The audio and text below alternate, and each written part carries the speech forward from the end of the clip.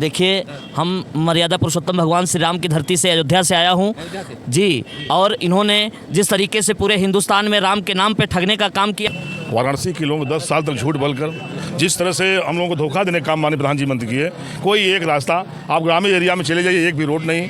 नाम तो अनादि से है, अनंत से है, सबके राम है, रोम रोम में राम है, तो इसलिए इनके मुंह पे तमाचा लगा है। पहली बार, लेकिन वाराणसी के लोग अब जान चुके हैं, इनको तो सरकारी मसले जिताई ने, चुनाव तो हार चुके थे। तरह से हारे हुए ये बिल्कुल वहाँ कमिश्नर डीएम जिताया ने, चुनाव हार चुके। इसमें पूरा 37 सीटें जो है आदरणीय श्री अखिलेश यादव जी को मिला है। इसके लिए हम पूरे देश उठ गया, भगवान भी इनसे उठ चुके हैं कि इससे झूठ बोलने वालों को भगाया हो, सफाई करिए। विकास कर देने से थोड़ी ना होता है। वहाँ पे जो है किसानों को उजाड़ा गया, उचित मुआवजा नहीं दिया गया व्यापार।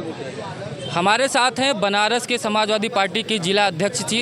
वहाँ से भारत के प्रधानमंत्री माननीय नरेंद्र मोदी जी चुनाव लड़ रहे थे, तीसरी बार प्रधानमंत्री पद प्राप्त किया है, लेकिन इस बार उनके लिए बामुश्किल रहा है, बहुत ही मुश्किल से 1.5 लाख वोटों से जीते हैं। क्या कारण बना है बनारस से मोदी जी को सिर्फ 1.5 लाख वोटों से जीत मिली है? रोकने वाले इंडिया गठबंधन वाले, क्या कारण बना कि मोदी जी को एक बहुत ही मात्र जीत मिली? परिवर्तन लहर तो पूरे देश में था, पूरे प्रदेश में। वाराणसी के लोग 10 साल तक झूठ बोलकर जिस तरह से हम लोगों को धोखा देने का काम माननीय प्रधानमंत्री मंत्री किए, कोई एक रास्ता, आप ग्रामीण एरिया में चले जाइए, एक भी रोड नहीं, न कोई नाली नहीं, न कोई हैंड पाइप, न कोई ट्यूबवेल नहीं, कुछ नहीं। केवल बस उनको यान बापी बाबा विश्वनाथ मंदिर से कॉरिडोर से लेकर उसके अलावा कोई विकास नहीं। गंगा घाटों का ही से विकास, गंगा घाटों का शुरू से विकास है, आज से विकास नहीं है। किसी घाट का नाम बदलने से विकास नहीं होता है। हम खिड़किया घाट का नमो घाट रख दें तो उससे खोज हो कि हम बहुत बड़ा काम कर दिए। केवल घाट का नाम बदलने से ये काम किए और कुछ नहीं किए हैं। बनारस में बताया जा रहा है कि जब से मोदी जी आए, जैसे वो कहते हैं भाजपा वाले कि बहुत ज़्यादा विकास हुआ, बनारस उपेक्षित था, इसके बारे में क्या आपको विकास देखना तो चले आइए। जब मोदी जी आए तो आपको पूरे बनारस में हरा लाल पर्दा लग जाएगा।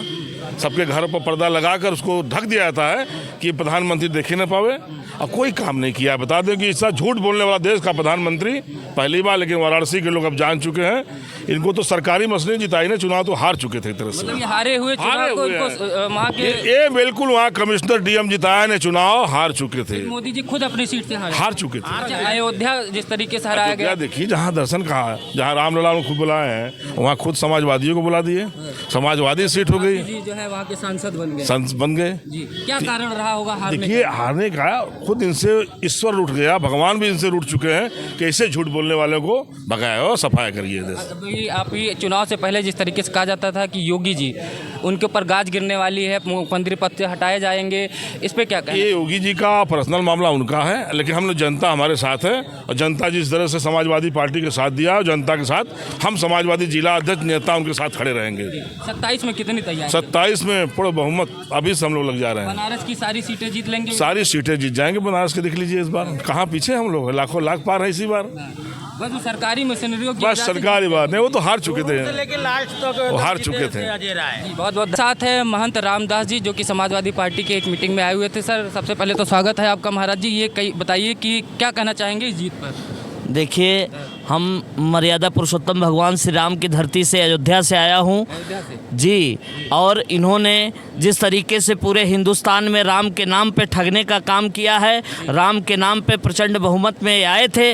मर्यादा पुरुषोत्तम भगवान श्री राम सभी के हैं। इस तरीके से हम लोग अयोध्या की भी सीट जीते, और इन लोगों को अब भी सोचना चाहिए, क्योंकि राम को ये क्या लाएंगे। ये कहते थे कि हमने राम को लाया, जिसने राम को लाया हम उनको लाएंगे। राम तो अनादि से है, अनंत से हैं, सबके राम है, रोम रोम में राम है, तो इसलिए इनके मुंह पे तमाचा लगा है।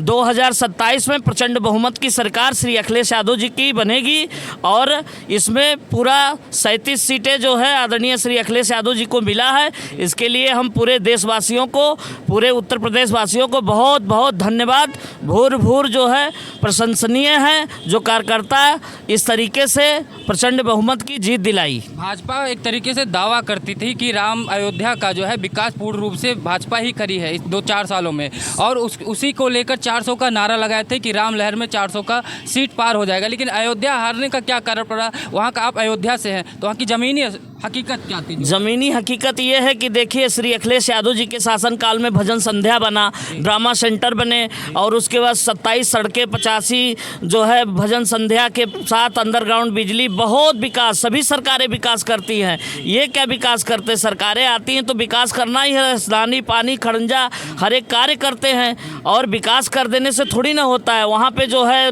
किसानों को उजाड़ा गया, उचित मुआवजा नहीं दिया गया, व्यापारियों का दुकान तोड़ा गया, ऐसे तमाम स्थानीय मुद्दा है जो जनता के बीच जो है अगर जो जाए देखा जाए तो बहुत परेशानी है। मुआवजा एक बहुत बड़ा कारण बना, आपको बहुत बड़ा कारण जी, उचित मुआवजा नहीं दिया। बिल्कुल बिल्कुल। अभी भी जिस तरीके से अभी विकास योजनाएं वहाँ पर चल रही है, तोड़ फोड़ होंगी, उस पर क्या कहें?